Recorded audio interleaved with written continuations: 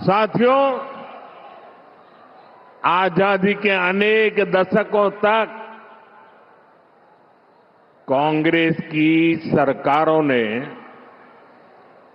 North east को दिल्ली से और दिल से दोनों से ही दूर रखा। कांग्रेस ने नॉर्थ ईस्ट को एक प्रकार से भुला दिया था, लेकिन बीजेपी की डबल इंजन सरकार ने नॉर्थ ईस्ट को ऐसे कनेक्ट किया है कि आज हर तरफ इसकी चर्चा है।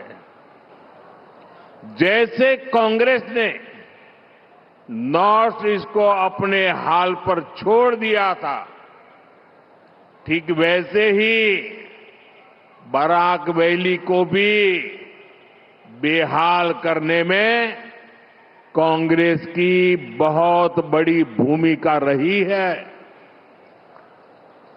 जब देश आजाद हुआ तो कांग्रेस ने ऐसी बाउंड्री खींचने दी जिसे बराक घाटी का समंदर से संपर्क ही कट गया और अत्यंत महत्वपूर्ण कदम उठाया जा रहा है। आज करीब 24,000 करोड़ रुपए के Shillong Silchar high speed corridor का भूमि पूजन हुआ है। 24,000 करोड़ रुपए कितने 24,000 करोड़ रुपए कितने ये जरा कांग्रेस वालों को पूछना, जरा कागज पेन देना और उनको कहना कि जरा कागज पर 24,000 करोड़ लिखो तो कितने जीरो लगते हैं, आएगा नहीं उसको।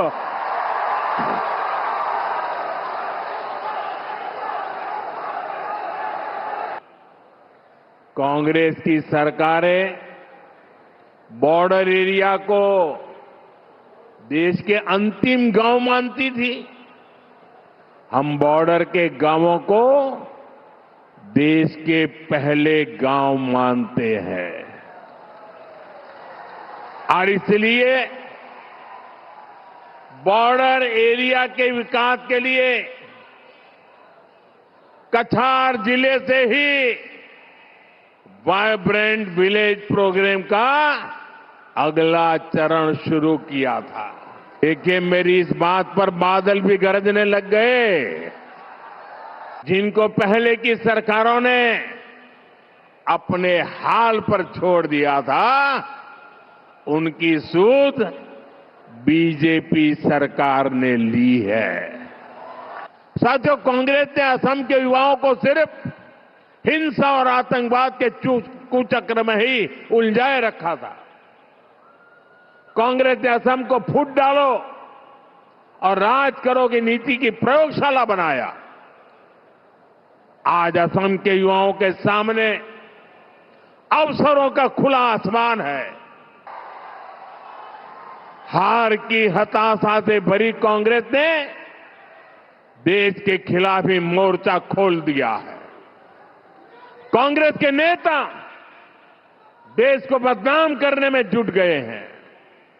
आपने देखा है, दिल्ली में इतनी बड़ी एआई समिट हुई। आज पूरी दुनिया जब आर्टिफिशियल इंटेलिजेंस एआई को लेकर बहुत ही उत्सुक है, दिल्ली में सफलतापूर्वक विश्व की एक नई आशा पैदा करने वाला एआई समिट हुआ। दुनिया भर के नेता, दुनिया भर की टेक्नोलॉजी कंपनियां, टेक्नोलॉजी के बड़े बड़े लीडर दिल्ली आए थे। कांग्रेस ने इस समिट को बदनाम करने के लिए कपड़ा फाड़ प्रदर्शन किया। अब कांग्रेस के पास खुद के कपड़े फाड़ने के सिवाय कुछ नहीं बचा है।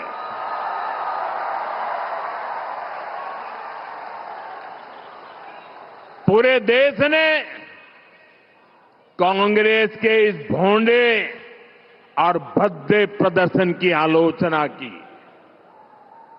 लेकिन दिल्ली में जो कांग्रेस का शाही परिवार है वो इस कांड को भी अपना मेडल बता रहा है। देश को बदनाम करने वालों की वाहवाही कर रहा है। ऐसी कांग्रेस जो देश की विरोधी हो, वो किसी राज्य का भला नहीं कर सकती। वो असम के युवाओं का कभी भला नहीं सोच सकती। युद्ध से जो स्थितियां बनी है, हमारी सरकार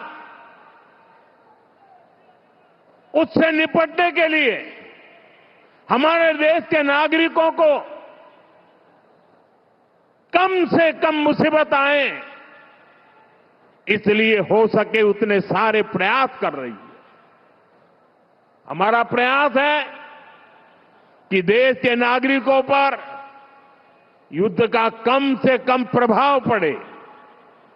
इस समय कांग्रेस से उम्मीद थी कि वो एक जिम्मेदार राजनीतिक दल की भूमिका निभाए, लेकिन कांग्रेस देश हित के इस महत्वपूर्ण काम में भी फिर एक बार फेल हो गई। कांग्रेस पूरी कोशिश कर रही है कि देश में पैनिक क्रिएट हो, देश मुश्किल में फंस जाए और उसके बाद कांग्रेस भर भर कर मोदी को गाली दे। साथियों, कांग्रेस के लिए और कांग्रेस असम के लिए, देश के लिए कांग्रेस का कोई विजन ही नहीं है। इसलिए इन्होंने अफवाहों को, झूठ प्रपंच को ही और जैसे झूठे रील बनाने की इंडस्ट्री खोल के रखी है, उसी को हथियार बना दिया है।